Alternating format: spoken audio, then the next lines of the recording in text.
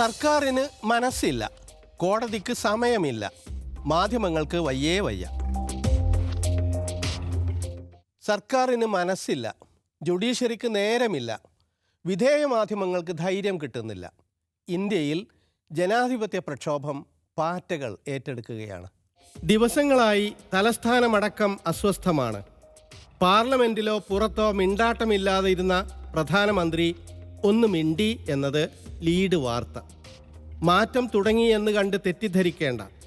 വിദ്യാഭ്യാസ സെക്രട്ടറിയെ മുട്ടുശാന്തി എന്നോണം മാറ്റി എന്നേ ഉള്ളൂ. എന്തെങ്കിലും ചെയ്യാതിരിക്കാൻ പറ്റാത്തത്ര കലുഷമായിരിക്കുന്നു കാര്യങ്ങൾ. അതുകൊണ്ട് പാതിരാക്ക് ഒരു പ്രസ്താവന വീഡിയോയിലിട്ടു മോദി. പാർലമെന്റ് ഫലപ്രദമല്ലാതായിട്ട് കുറച്ചായി. ജുഡീഷ്യറിയെ സമീപിച്ചാലോ?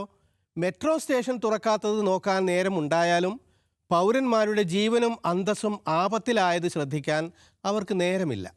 പാറ്റ പാർട്ടി, കോക്രോച്ച് ജനതാ പാർട്ടി എന്ന പേരിന് പ്രചോദനം തന്നെ സുപ്രീം കോടതി ചീഫ് ജസ്റ്റിസിന്റെ അനുചിത വാക്കുകളാണ്. അനേകം വിദ്യാർത്ഥികളുടെ ആത്മഹത്യക്ക് കാരണമായ വിദ്യാഭ്യാസ സംവിധാനത്തെ തകർത്ത അഴിമതിയും നയവൈകല്യവും കെടുകാര്യസ്ഥതയും രാജ്യത്തിൻ്റെ ഭാവി നശിപ്പിക്കുന്നു. ജനാധിപത്യപരമായി സമരം ചെയ്തവരെ തല്ലിച്ചതയ്ക്കുന്നു. അക്കാര്യം ഉന്നയിക്കുമ്പോൾ നീതിപീഠം പറയുന്നു കാണാനും കേൾക്കാനും സമയമില്ലെന്ന്. പോലീസിന്റെ അതിക്രമം പകർത്തിയത് കാണാൻ സമയമില്ല.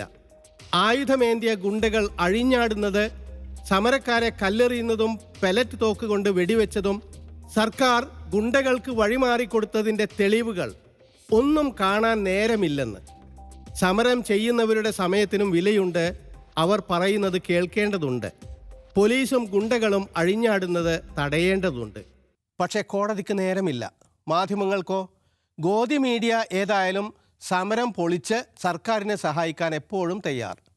സമരത്തിന് പിന്നിൽ ഖലിസ്ഥാൻ ഗ്രൂപ്പിനെ കണ്ടുപിടിക്കുന്നു BJP നേതാവ്. ബംഗ്ലാദേശി ഇസ്ലാമിക് പാർട്ടിയെ, പാകിസ്ഥാൻ ആസ്ഥാനമാക്കിയ ദുശക്തികളെ, സോറോസ് ഫൗണ്ടേഷനെ ഒക്കെ കാണുന്നു. ഇതേ മഹാ കണ്ടുപിടുത്തങ്ങൾ തന്നെ റിപ്പബ്ലിക് TVയിലും കാണാം. കാലത്ത് 8 മണി ന്യൂസിൽ സോറോസും കൂട്ടരുമാണ് സമരത്തിന് പിന്നിൽ. ഉച്ചയ്ക്ക് ചൈനയാണ് ഇന്ത്യയിൽ സർക്കാരിനെ അട്ടിമറിക്കാനായി സമരക്കാരെ അയച്ചത്. സന്ധ്യയായപ്പോൾ സമരത്തിന് പിന്നിൽ ബംഗ്ലാദേശാണ്. ഇന്ത്യയെ നശിപ്പിക്കുന്ന ശക്തികൾ യഥാർത്ഥത്തിൽ ഭരണത്തിൽ തന്നെയാണെന്ന് ഈ മാധ്യമങ്ങൾ പറയില്ല. അറിയാത്തതല്ല, പക്ഷെ പറയില്ല. സർക്കാരിൻ്റെ പരാജയം ലോകം മുഴുവൻ കണ്ടുകൊണ്ടിരിക്കുമ്പോൾ അതെങ്ങനെ മറച്ചു പിടിക്കാം എന്ന് നോക്കുകയാണ് ഗോദി ചാനലുകൾ. സത്യത്തെ നേരെ തിരിച്ചിടുന്ന കൗശലം. റിപ്പബ്ലിക് TVയുടെ ഹാഷ്ടാഗ് CJPയെ പ്രതിയാക്കുന്നു, വയലൻസ് ബൈ CJP എന്ന്. സോനം വാങ്ചുക്കും മറ്റും ഇന്ത്യയിൽ നേപ്പാൾ മോഡൽ ഭരണമാറ്റത്തിന് ശ്രമിക്കുകയാണത്രേ. ന്യൂസ് 18-ൽ അമിഷ് ദേവ്ഗൺ സമരത്തിൽ ദർശിക്കുന്നത് രാജ്യത്തെ അസ്ഥിരപ്പെടുത്താനുള്ള ഗൂഢാലോചനയാണ്.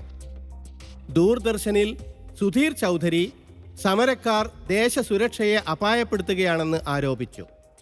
ഇന്ത്യ TVയിൽ പ്രാചി പരാശർ സമരക്കാരുടെ ഏതാനും മുദ്രാവാക്യങ്ങൾ കണ്ടെടുത്ത് രാഷ്ട്രീയ ദുരുദ്ദേശ്യമാണ് അവർക്കെന്ന് കുറ്റപ്പെടുത്തി. ABP ന്യൂസിലെ ചിത്ര ത്രിപാഠിയുടെ നോട്ടത്തിൽ ചില രാഷ്ട്രീയക്കാർ യുവാക്കളുടെ ഊർജത്തെ സ്വാർത്ഥത്തിനായി ഉപയോഗിക്കുകയാണ്. ഈ മുഖ്യധാരാ മാധ്യമങ്ങൾ വസ്തുതയെ വളച്ചൊടിക്കാൻ കൂട്ടുനിൽക്കുക മാത്രമല്ല, മുന്നിട്ടിറങ്ങുക തന്നെ ചെയ്തു.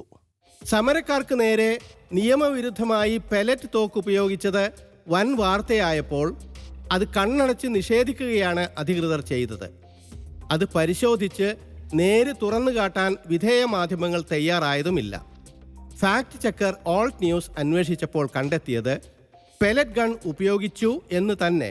ഇരകളുണ്ട്, തെളിവുകളുണ്ട്. പോലീസ് അല്ലെങ്കിൽ പിന്നെ ആരാണ് അത് ഉപയോഗിച്ചത് എന്നതടക്കം ചോദ്യങ്ങൾ ബാക്കി. സത്യം നമുക്ക് മുമ്പിലുണ്ട്.